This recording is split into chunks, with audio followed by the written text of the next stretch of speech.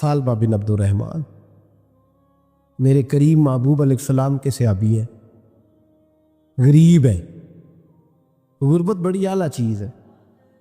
हाँ हाँ, गरीबी बड़ी नेमत है, ये आजमाइश है, इसमें कोई शक नहीं। लेकिन क़यामत वाले दिन पता चलेगा जब गरीब छलांग लगा के जन्नत में दाखिल हो जाएंगे। और अमीर तो खड़े हैं ना। मेरे नबी पाक ने हज़रत अब्दुर्रहमान इब्न औफ को, हुजूर सुबह सुबह उठे तो नबी पाक की आंखों में आंसू थे। फरमाया मेरे अब्दुर्रहमान बिन औफ को बुलाओ। हज़रत अब्दुर्रहमान बिन औफ आए तो हुजूर ने सीने से लगा लिया। नबी पाक खोल के रोए। या रसूलल्लाह, हुजूर क्या हुआ? फरमाया अब्दुर्रहमान, रात मैंने ख्वाब देखी है, सारे जन्नत में चले गए, तू पीछे रह गया, तू पीछे रह गया। मैं खड़ा तेरा इंतज़ार करता रहा, मैं तेरे बगैर जा नहीं सकता था।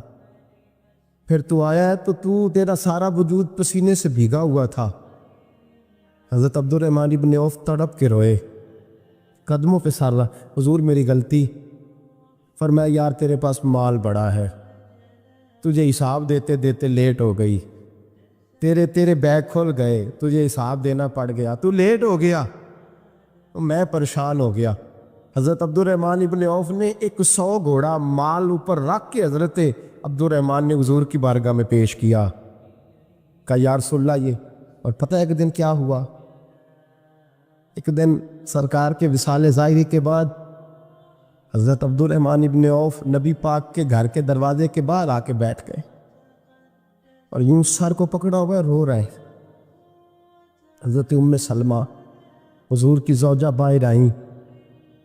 कहा बेटा अब्दुर्रहमान क्या हुआ? जब पूछा क्या हुआ तो और खोल के रोए। कहा क्यों रोता है? कहा अम्मा जी, जब तक मेरे महबूब हयात ज़ाहिरी में थे मुझे बताते थे ये माल ना कमा, ये कम। मैं हुजूर से बात करता था तो हुजूर रोक देते थे। अब मुझे ज़ाहिरन बताने वाला कोई नहीं, माल के ढेर लग गए हैं। आज हिसाब करने बैठा हूँ तो हिसाब नहीं हो रहा। सोचता हूँ अगर मैं फंस गया तो मुझे कौन उससे बचाएगा? आप महबूब की ज़ौजा है, मेरी माँ है, मैं आपके पास आया हूँ, अम्मा जी मुझे बताएं मैं क्या करूँ? तो हज़रत उम्मे सलमा भी रो पड़ी, कहने लगे महबूब महबूब थे, मैं कहाँ उनकी तर्जमानी कर सकती, मैं नबी पाक की तर्जमानी कैसे करूँ? अम्मा जी खुदा वास्ते मुझे कोई हुक्म दे दे, मुझे लगता है अब्दुर्रहमान बर्बाद हो जाएगा, हलाक हो जाएगा, खुदा रहा मुझे कुछ बता दे। इतना सारा माल है, मैं कहाँ इसका हिसाब दूंगा, मेहरबानी फरमाए, ये तजारतें मेरे गले पड़ रही हैं। हज़रत उम्मे सलमा की जब मिन्नत की तो फरमाने लगी जा बेटे आधा खैरात कर दे। 2.5% नहीं, कितने फीसद है? 50%, 50%। हज़रत अब्दुर्रहमान इब्न औफ गए और 50% खैरात करके कहने लगे अम्मा मैंने 50% दे दिए, मैं बच जाऊंगा ना, मैं बच जाऊंगा, मैं ते आया हुआ था। तो हज़रत उम्मे सलमा फरमाने लगी मैं नबी पाक की बारगाह में सिफारिश करूंगी तेरी, और नबी पाक अल्लाह की बारगाह में सिफारिश करे सल्लल्लाहु अलैहि वसल्लम। हज़रत सालबा बिन अब्दुर्रहमान, हुजूर दुआ कर दे, गरीबी है। मेरे नबी पाक ने फरमाया तुझी इस हाल में है, बेहतर है। करते हुजूर नहीं दुआ कर दे। फरमाया तुझी इस हाल में है। तीसरी दफ़ा फिर आ गए, हुजूर ने दुआ कर दी। 4 बकरियां थीं, चंद महीने गुजरे, कुछ तजारत शुरू की, छोटे मोटा लेन देन शुरू किया तो 40 हो गई।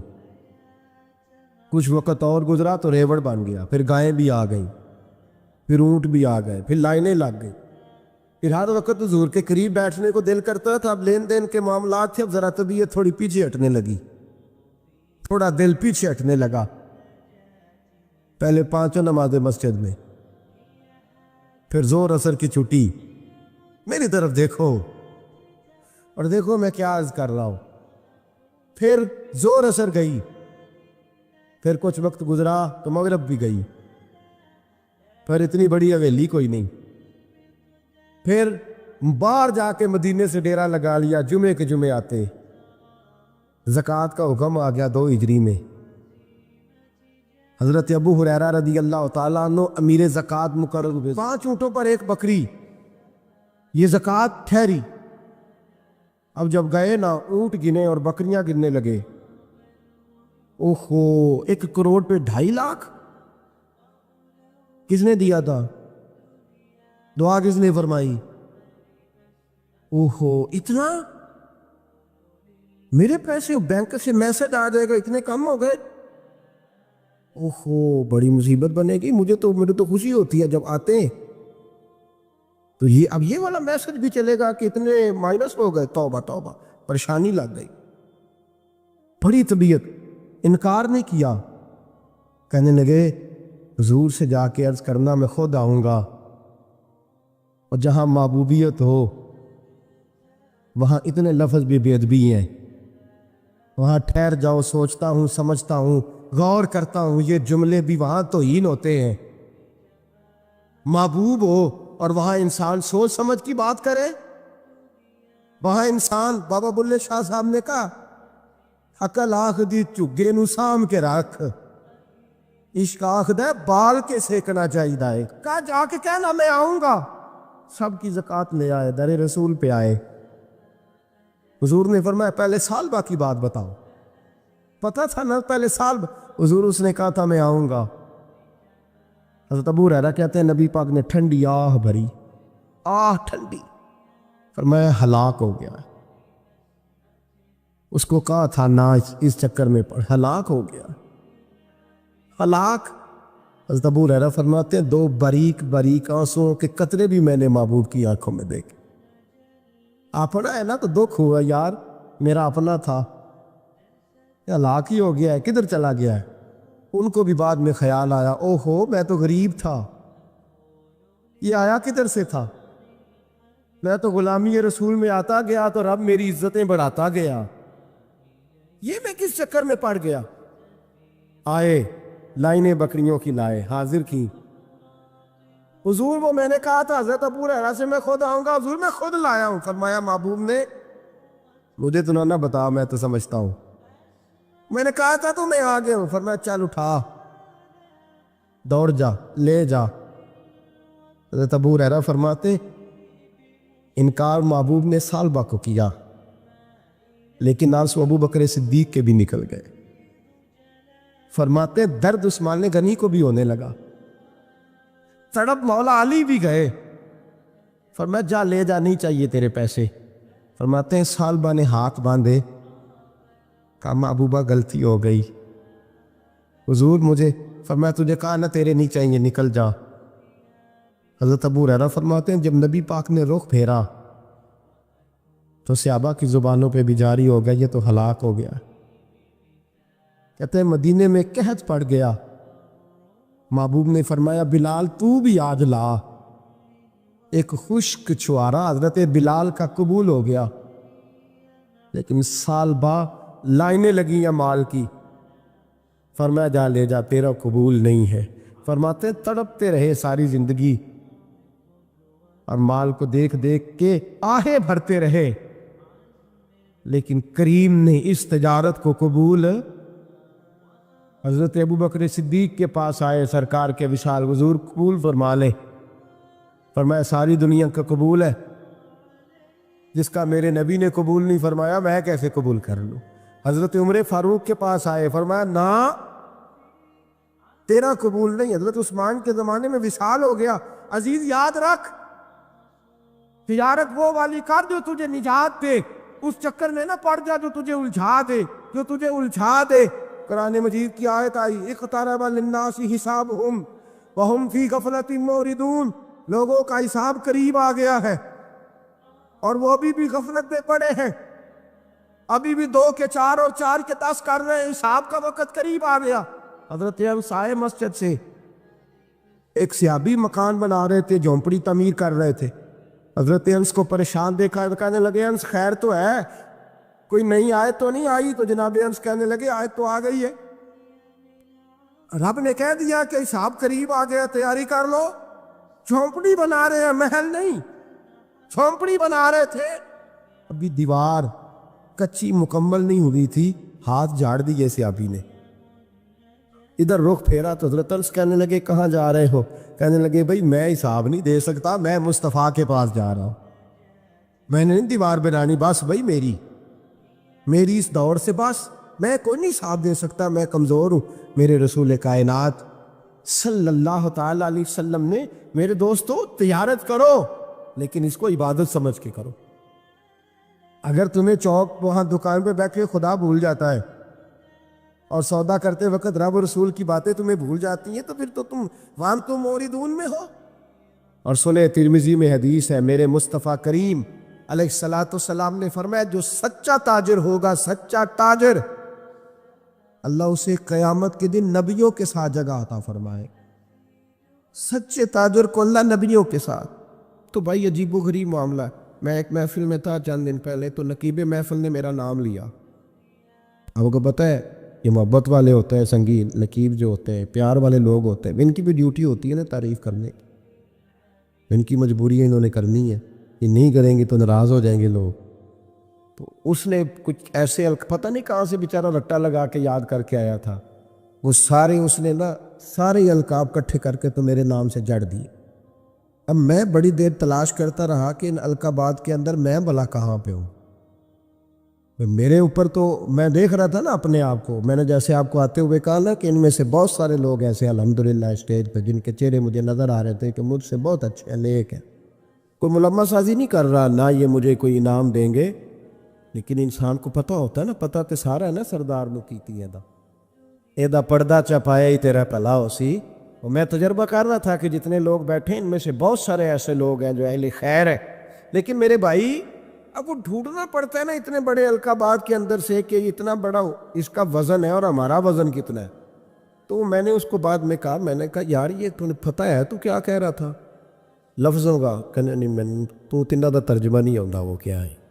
تو میں نے کہا کچھ ضروری ہے آپ سادہ بھی نام لے لیں گے تو کیا ہو جائے گا، لیکن ان بیچاروں کی بھی مجبوری ہے نا جی۔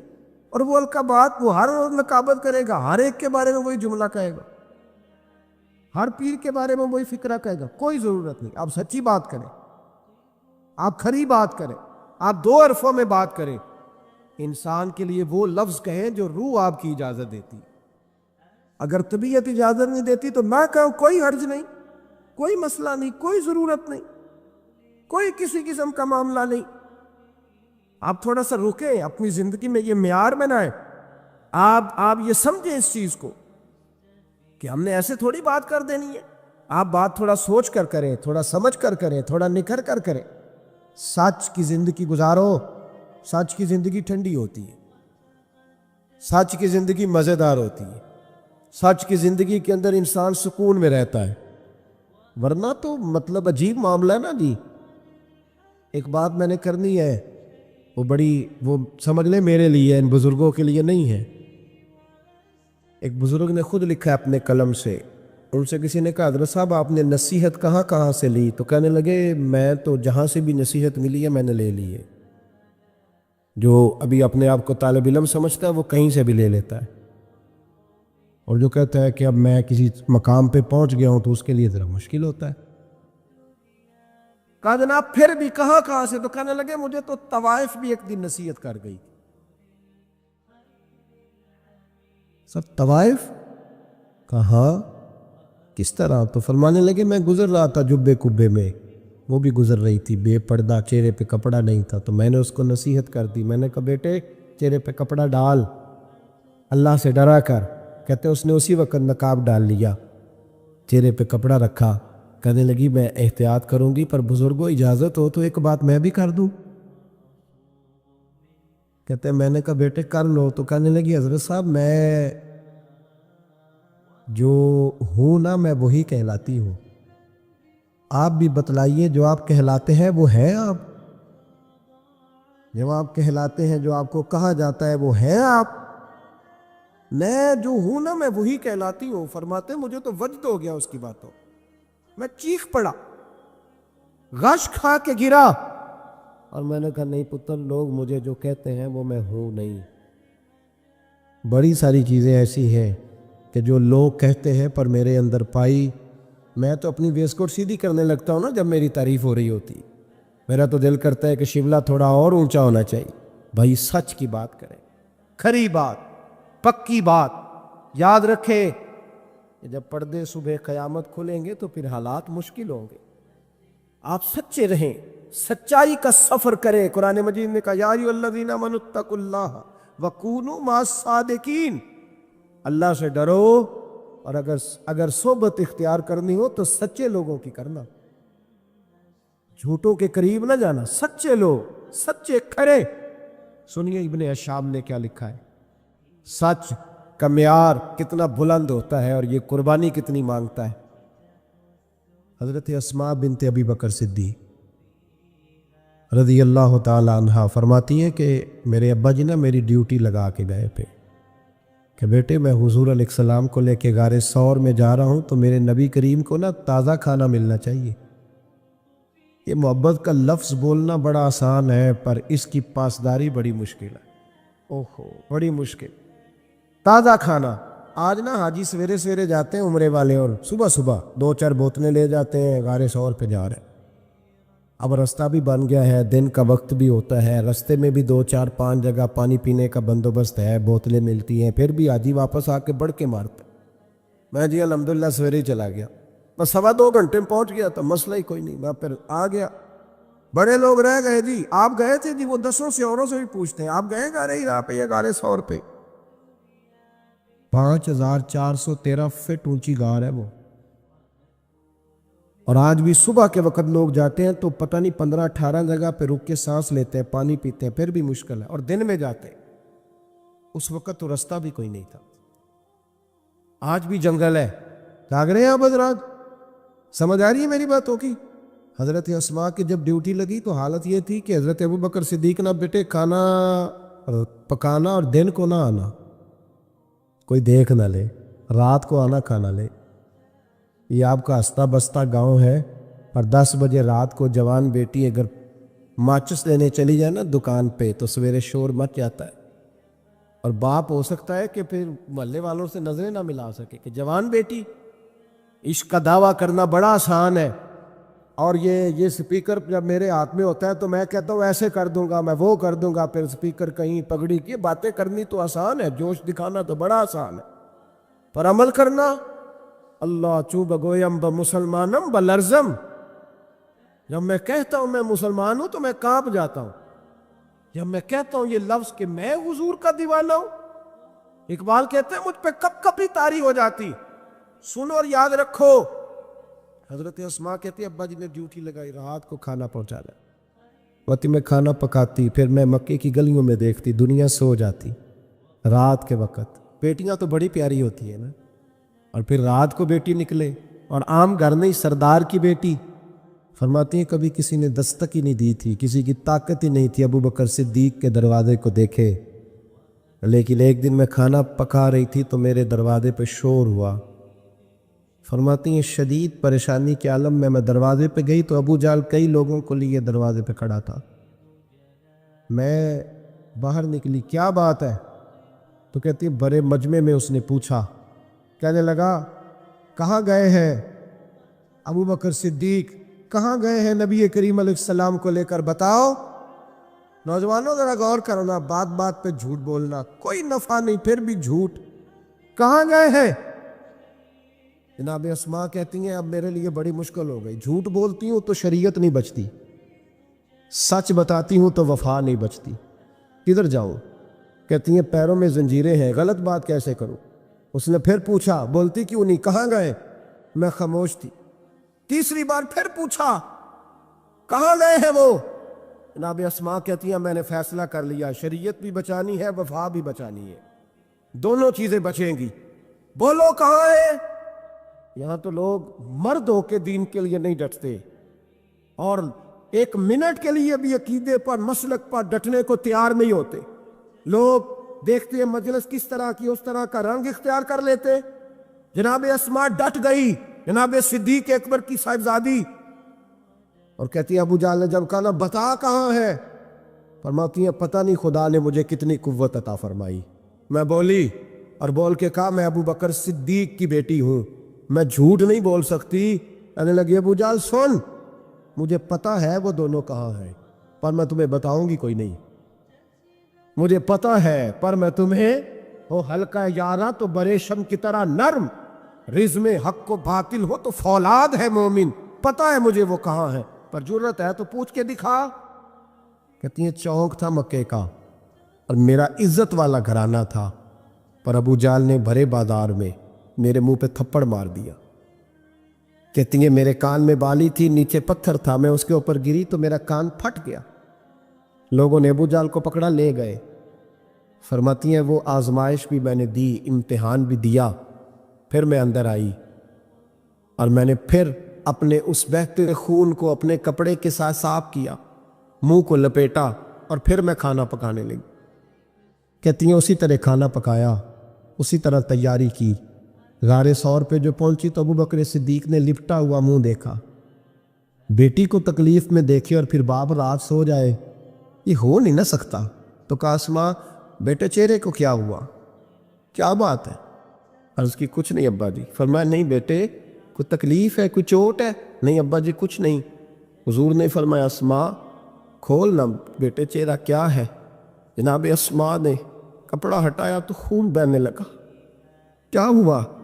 عرض کی حضور کچھ نہیں، ابو جال آیا تھا، پوچھتا تھا کیا بتاتی، جھوٹ بولتی تو شریعت میں اجازت نہیں تھی، بتا دیتی تو آپ کو تکلیف ہوتی۔ اس نے نا بڑے چوک میں تھپڑ مارا، میرا کان پھٹ گیا ہے۔ حضور میں نے کچھ بتایا نہیں۔ نبی کریم سید عالم علیہ الصلوۃ والسلام کے ہاتھ اٹھے اور عجیب دعا دی حضور نے، کہا اللہ میں ابو بکر سے اور اس کے گھر سے راضی ہوں، تو بھی ان سے راضی ہو جاؤ۔ حضرت اسماء کہتی ہے میری اماں کو میرے والد نے طلاق دے دی تھی، کیونکہ وہ کلمہ بھی نہیں پڑھتی تھی اور زیادہ کچھ شدت رکھتی تھیں مشرکانہ معاملات میں۔ کچھ لوگ تو کہتے ہیں حضور کے اعلان نبوت سے پہلے ہی جناب صدیق اکبر نے انہیں علیحدہ کر دیا تھا، لیکن حضرت اسماء فرماتی ہیں کہ میرے والد نا مجھ سے ذرا زیادہ محبت کرتے تھے، میرے والد ذرا مجھ سے، کیونکہ میری والدہ موجود نہیں تھی تو حضرت صدیق اکبر زیادہ پیار کرتے۔ لیکن حضرت اسماء کا یہ بھی کمال دیکھیں، بخاری شریف میں حدیث موجود ہے، حضرت اسماء کہتی ہیں میری مشرکہ ماں مجھ سے ملنے آئی کئی سالوں کے بعد، دروازے کے باہر آ کے اماں نے آواز دی اسماء تیری ماں آئی ہے۔ تو حضرت اسماء تیزی سے اٹھی، ماں ملی ہے نا کئی سالوں کے بعد، لیکن جا کے بغل گیر نہیں ہوئی، بلکہ اماں دروازے پہ تھی تو جناب اسماء نے اندر سے کنڈی لگا لی، دوڑ کے اٹھ کے کنڈی لگائی اور کہا جاؤ حضرت عائشہ صدیقہ کو میرا پیغام دو کہ محبوب سے پوچھ کے بتائیں کہ مشرکہ ماں آئی ہے، اگر نبی پاک کہیں گے تو اماں سے ملوں گی، اس لیے کہ میرا سارا کچھ میرے نبی سے وابستہ ہے، میرا سارا کچھ محبوب کے قدموں سے وابستہ ہے، حضور اجازت دیں گے، یہ بخاری مسلم میں موجود، پھر ملوں گی۔ تو حضرت اسماء کا جب پیغام گیا تو نبی پاک علیہ السلام نے فرمایا وہ مشرکہ ہے تو خود ہی اللہ اس سے پوچھ لے گا، اسماء سے کہو تمہاری تو ماں ہے نا، تم تو ملے نا، میرا ابا جی ظالم ہی بڑا ہے، حضرت جی آپ کو نہیں پتا بڑے ظالم ہیں، انہوں نے میرے ساتھ بڑی زیادتیاں کی ہیں۔ او بھائی میرے محبوب سے بھی ایک صحابی نے کہا تھا یا رسول اللہ آپ کہتے ہیں والدین کی فرما برداری کرو، تو اگر والدین ظلم کرے، والدین اگر ظلم کرے، میرے محبوب کی زبان سے ایک حرف بھی کبھی فضول نہیں نکلا، بلکہ رب جب فرماتا تھا تو محبوب بولتے تھے۔ اس نے ایک دفعہ کہا حضور اگر والد ظلم کرے، نبی پاک نے 3 دفعہ فرما او یظلمو او یظلمو او یظلمو، اگر وہ ظلم بھی کرے ظلم بھی کرے ظلم بھی کرے تو پھر بھی تو نے ماں باپ کی فرما برداری کرنی۔ 3 دفعہ محبوب نے ارشاد فرما۔ حضرت اسماء کہتے ہیں حضور نے فرمایا تیری تو والدہ ہے نا، تو مل۔ پھر پیغام بھیجا کہ یا رسول اللہ وہ کچھ تحفے بھی لائیں گے، اگر اجازت ہو تو قبول کروں۔ فرمایا تیرے لیے اجازت ہے۔ حضرت اسماء اتنی مضبوط مسلمان تھی کہ اماں مشرکہ تھی، لیکن اس کے قریب جانا انہوں نے پسند نہ کیا جب تک حضور اجازت نہ دے۔ فرماتی ہیں جب میرے ابا جی ہجرت کے لیے جانے لگے نا غار ثور پہ تو میری ڈیوٹی لگا گئے، کہنے لگے بیٹی تو بڑی ہے، پیچھے ذرا خیال رکھنا۔ کہتی ہیں 60,000 دینار تھے گھر میں، والد گرامی جب گئے تو ہر چیز ہی ساتھ لے گئے، ایک پیسہ نہیں چھوڑ کے گئے۔ کہتی میرے دادا نابینا تھے حضرت ابو قحافہ، بعد میں مسلمان ہو گئے، وہ آئے اور آ کے کہنے لگے اسماء تیرا ابا سارا کچھ لے گیا ہے، کچھ چھوڑ کے بھی گیا ہے۔ تو کہتی ہیں میں اب پریشان ہو گئی، کیا جواب دوں، دادا جی بوڑھے، یہ تو احتجاج کریں گے. کہتی ہیں کہا نہیں نہیں بڑی خیر ہے, بڑا کرم ہے. کہا نہیں مجھے بتا کچھ چھوڑ کے گیا ہے, مجھے امید نہیں ابو بکر کچھ چھوڑ کے جائے گا. اور جب محمد ابن عبداللہ صلی اللہ علیہ وسلم پہ خرچ کرتا ہے تو ہر چیز ہی لٹا دیتا ہے. بتا کچھ چھوڑ کے گیا ہے؟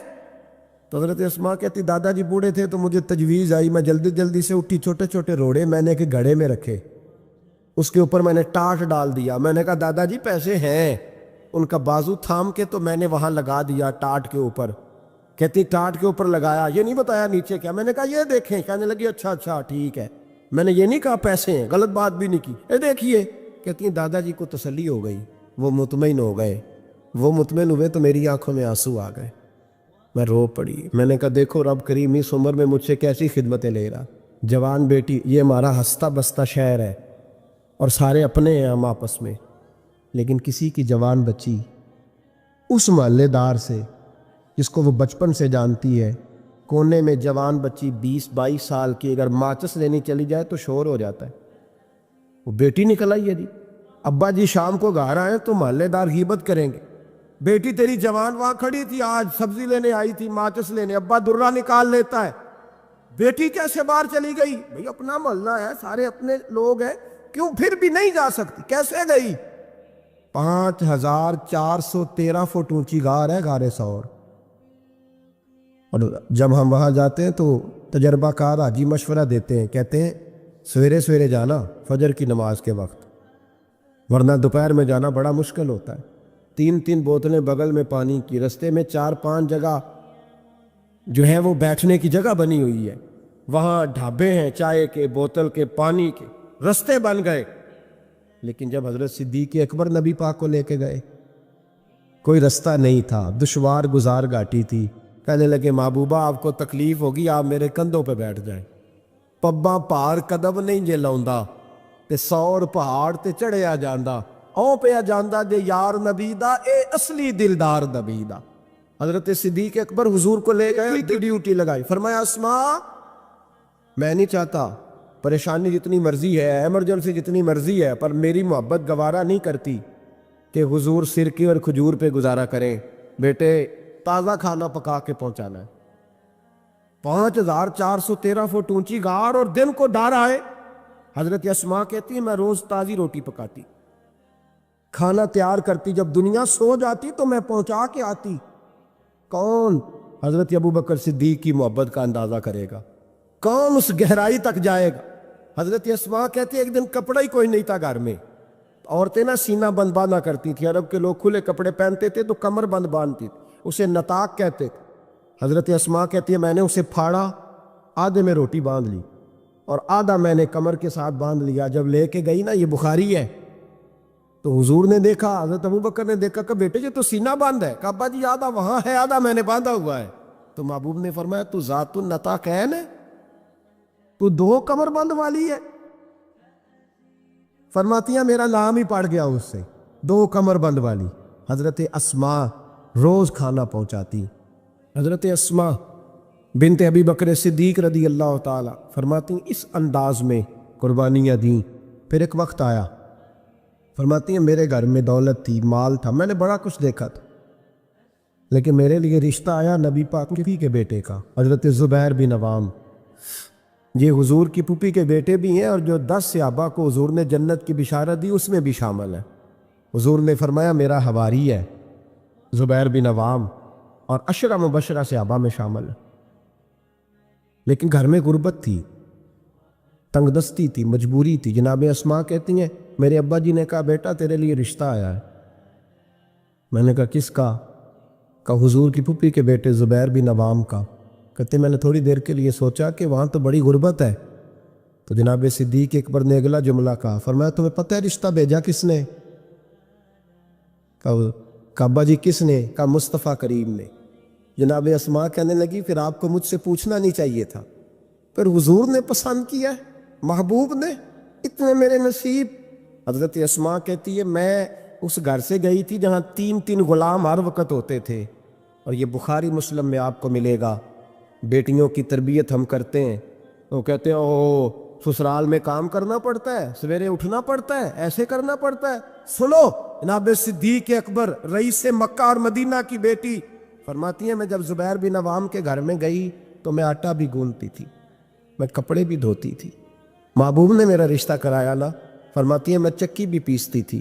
فرماتی ہیں زبیر بن عوام نے گھوڑا رکھا ہوا تھا، وہ جب باہر جاتے تو میں گھوڑے کے لیے چارہ بھی کاٹ کے لاتی تھی، میں اس گھوڑے کو بھی سنبھالتی تھی، میرے ہاتھوں میں چھالے پڑ جاتے۔ ایک دن میرے ابا جی نے دیکھ لیا، ابو بکر صدیق بڑے پریشان ہوئے، کہتی ہیں انہوں نے جا کے محبوب کی بارگاہ میں عرض کی حضور اگر آپ اجازت دیں تو میں زبیر کو ایک غلام نہ دے دوں، میری بیٹی کام کرتی ہے، اس کے ہاتھوں میں نے چھالے دیکھیں، ایک غلام نہ دے دوں؟ ڈائریکٹ حضرت زبیر بن عوام سے نہیں کہا کہ تو اتنا کام کراتا ہے، جھگڑا نہیں کھڑا کر دیا، کہتی ہیں ایک غلام حضور کے ذریعے جناب ابو بکر صدیق نے بھیجا، اب وہ باہر کے کام سنبھالنے لگا، گھوڑے کو چارہ ڈال دیتا، کچھ سودا صرف لا دیتا، کہتی مجھے یوں لگا جیسے میں آزاد ہو گئی ہوں۔ غربت بھی تھی، زبیر بن عوام نیک بڑے تھے پر طبیعت کے ذرا سخت تھے۔ ایک دن ابا جی آئے تو میں نے کہا حضور اور تو کچھ چیز نہیں چاہیے، تھوڑی سختی ہے طبیعت میں، تو کہتے ہیں میرے والد نے یہ نہیں کہا میں پوچھوں گا، میں حضور سے بات کروں گا۔ کہنے لگا بیٹی صبر کر، بیٹی صبر کر، تیرا خامد نیک ہے، اگر تو اس کی رضا میں دنیا سے گئی تو رب تجھے بغیر حساب جنت عطا فرما دے گا۔ اور خامد کی پرہیزگاری بھی تو دیکھو نا بھائی، صرف دولتوں کی ضرورت ہے، صرف ان چیزوں کی ضرورت ہے؟